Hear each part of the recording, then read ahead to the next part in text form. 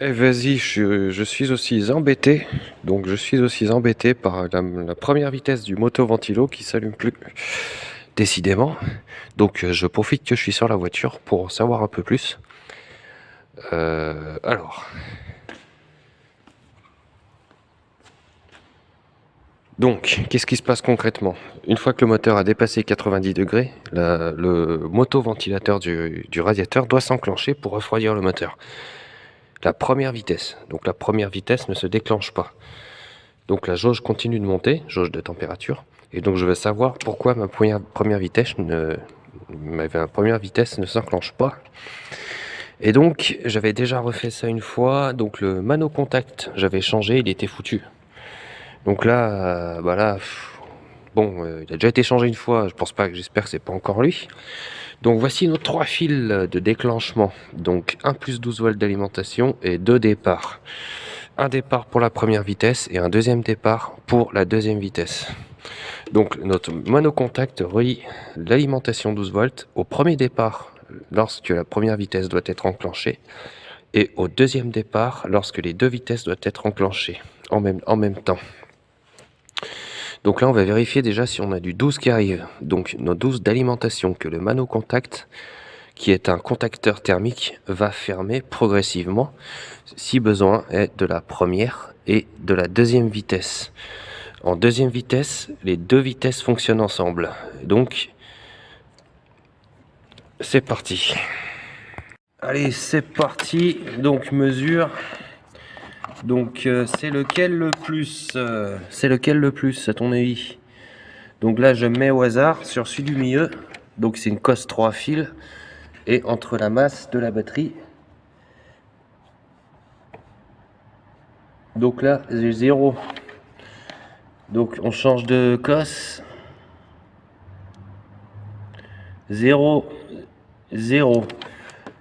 Bon, j'ai pas mis le contact, alors je pense que c'est un plus après contact. Je vais aller mettre le contact. Allez, j'ai mis le contact en premier cran. Je recommence ma mesure. Et vas-y, vas-y.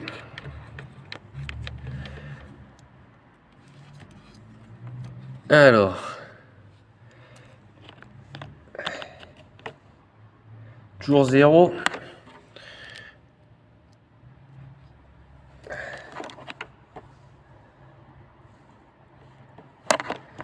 Toujours 0.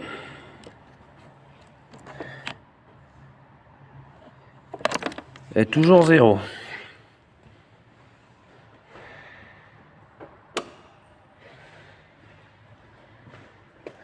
Allez, contact au deuxième cran.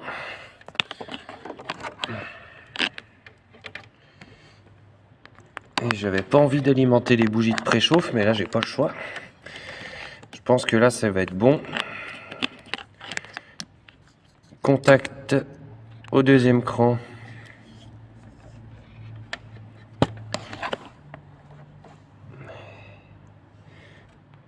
Zéro. Putain, ça pue. 0. Ah, ça y est. J'ai mes 11 volts ici, mes 12 volts. D'accord. Donc ça c'est la lime. Donc c'est la troisième cosse. Oui, mais ça m'avance pas mieux ça. Parce que je sais pas la couleur du fil, du coup c'est con ça. C'est la troisième cosse, c'est bien beau, mais c'est quoi la couleur du fil?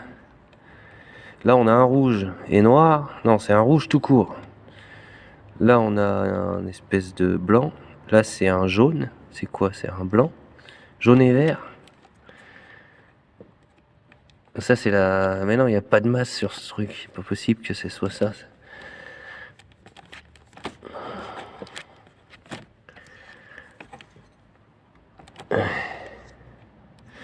Ok, un jaune, un blanc, beige, un jaune vert, un vert et un rouge. Je pense que ça doit être le rouge. Donc vas-y, le rouge. Et vas-y, maintenant pour confirmer ça. Donc je vais simuler le fonctionnement du système et on devrait entendre nos ventilos se déclencher. Allez, je te remontre ça parce que j'étais pas dans le champ avec mon shunt. Comment j'ai fait?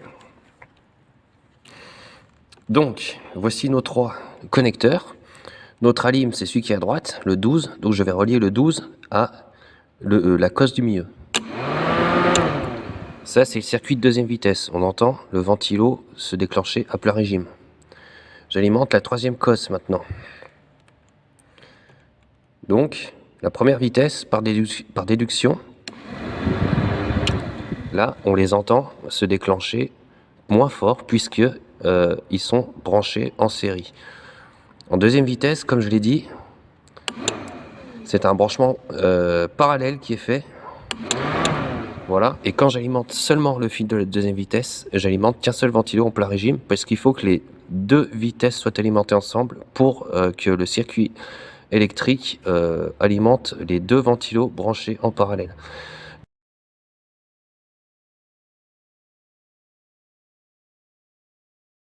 Voilà, donc là on a bien notre courant, on a bien contrôlé que notre circuit à partir du contacteur fonctionnait. Donc si j'ai pas ma première vitesse en condition d'utilisation du véhicule, ça veut dire que le contacteur thermique ne fonctionne plus correctement ou que j'ai un faux contact électrique sur la cosse, ce qui m'étonnerait à vérifier. Il semblerait que non, les cosses sont en excellent état.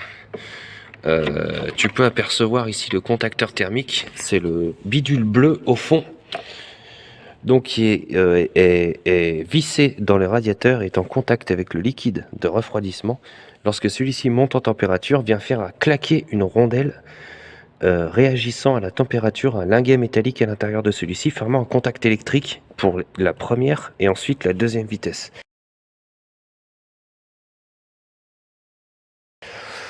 Le courant, le plus 12 arrivant donc peut ressortir vu que lui le contact est fermé, le contacteur s'est fermé, le contacteur thermique.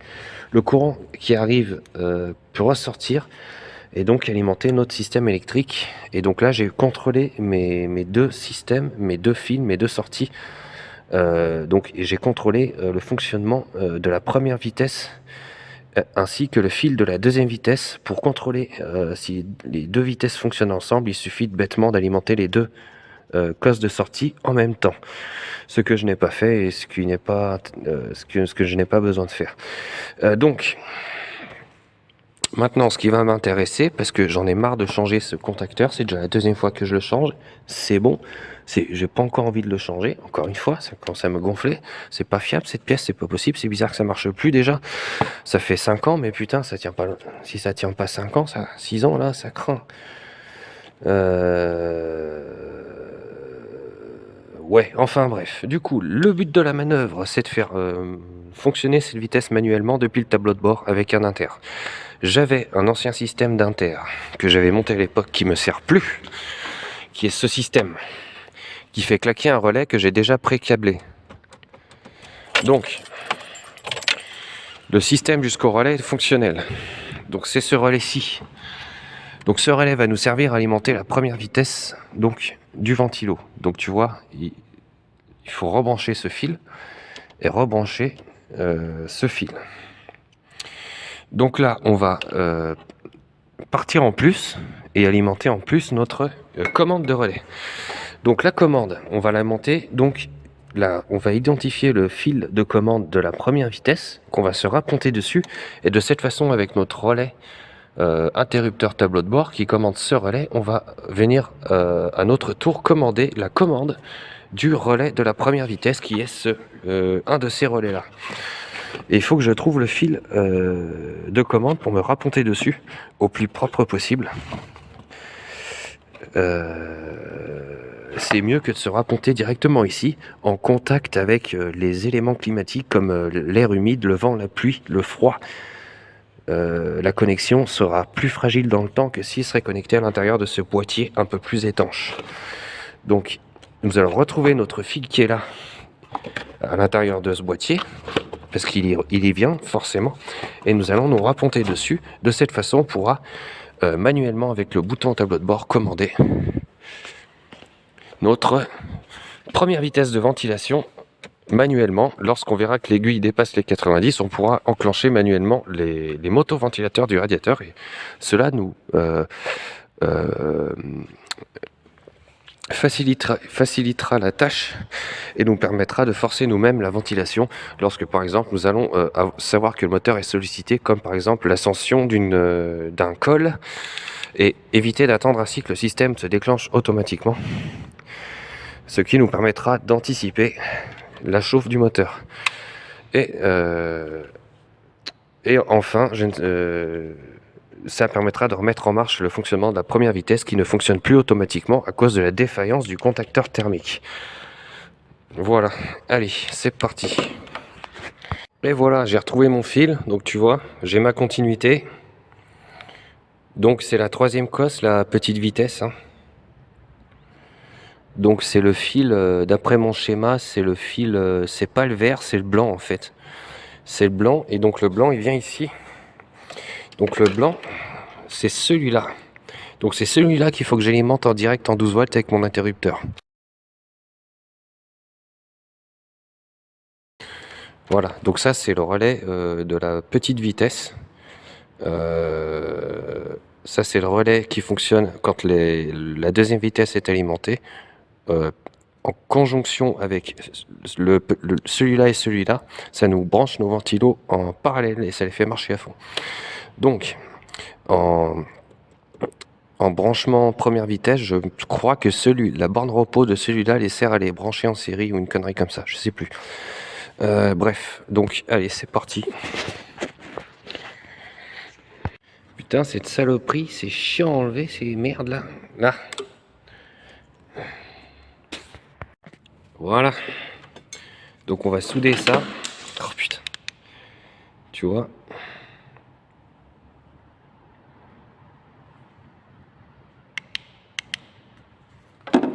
Et tu vois, comme ça on fait un truc à peu près propre. On évite de charcuter, couper du fil. On se rajoute juste sur le branchement d'origine. Donc ça me plaît. Pour une bricole comme ça, je préfère faire comme ça que tout y charcuter. Allez, c'est parti. Voilà, bon. C'est pas parfait, mais c'est correct, ça fera le taf. J'ai dû beaucoup chauffer avec le fer à souder, je comprends pas. Je crois que c'est éteint, c'est la deuxième fois que j'utilise et que j'ai le même résultat pourri là. Je crois que c'est éteint et merdique. Celui-là que j'avais avant, elle est mieux. Et tu vois, il fait tout le temps des vieilles couleurs gris, gris mat là, alors qu'avant ça brillait bien les soudures que je faisais. Tu vois, mais bon, ça va être fonctionnel. Allez, c'est parti. Et vas-y, et vas-y. Et vas-y, et vas-y. Et voilà, j'ai fini mon branchement. Bon, c'était un peu compliqué, mais c'est quand même vieux, hein. Tout ça est vieux, les fils sont vieux, les cosses. Les conditions climatiques sont pas au top. Enfin, il y a pas mal de. Je suis vachement soumis à l'humidité, tout ça. Ça mériterait quand même d'être rechecké un peu tout ça, parce que bon, les connexions qui ont tendance à s'oxyder un peu et tout. Enfin bref, dans l'ensemble on est bien. Donc notre fil est protégé dans la boîte, ça c'est bien. Donc tu vois, c'est celui-là. Donc il vient, il sort, tac tac tac. Il vient se brancher ici. Donc, tu vois, je l'ai mis là pour le moment. C'est vrai que c'est pas terrible. Se brancher ici, qui repart dans le noir. Le noir qui vient au relais, sortie de puissance. Donc ce même relais qui était connecté à la masse batterie avant parce qu'il était branché différemment est débranché de la masse et branché au plus par l'autre fil de puissance qui vient tac tac tac tac tac tac tac et il vient se raccorder ici. Donc là on alimente, on a notre 12, donc là on a notre circuit de commande, c'est l'interrupteur qui entre. Bah vas-y, on va voir si ça marche. Donc là normalement c'est du permanent, donc je peux même les actionner contact coupé si je veux. Par contre, faut pas oublier de les arrêter. C'est pas décharger la batterie, mais en général, ça s'entend quand ils sont allumés. Donc, tu les oublies pas en général. Donc, c'est ce bouton-là. Vas-y, vas-y. Yeah. Tu les entends? Attention.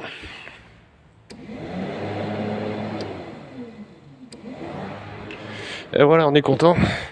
On a un système à la... Voilà, comme ça, c'est nous qui gère le refroidissement de la petite vitesse. Et ça me plaît. Faudrait peut-être l'occasion de fixer un peu mieux tout ça. Et tu vois, cet interrupteur, ça fait longtemps qu'il me sert plus à rien, ce circuit en fait. Donc tu vois, ben Ça n'a pas été vain de l'avoir installé ce système. Ça me servait à commander autre chose avant. Bah là, ça commande du coup la première vitesse. Et ben voilà, on est fini. On a fini et donc c'est fonctionnel. Donc cette fois-ci, on sera plus emmerdé par cette saloperie de contacteur thermique qui déconne. En plus, donc ce qui est intéressant, c'est que là on conserve le fonctionnement normal du système, hein. Donc les modifs que j'ai fait n'empêchent pas le système de fonctionner comme à l'origine, puisque on ne sait jamais s'il se remet à fonctionner le contacteur thermique. Il nous ferme la première vitesse pendant qu'on alimente en direct. Et bien en fait on va amener 2 fois le 12 volts, mais au final il n'y aura aucun conflit de courant. Donc lui va faire claquer son linguet, donc ça va nous amener 12 volts qu'on amenait déjà en alimentant en direct.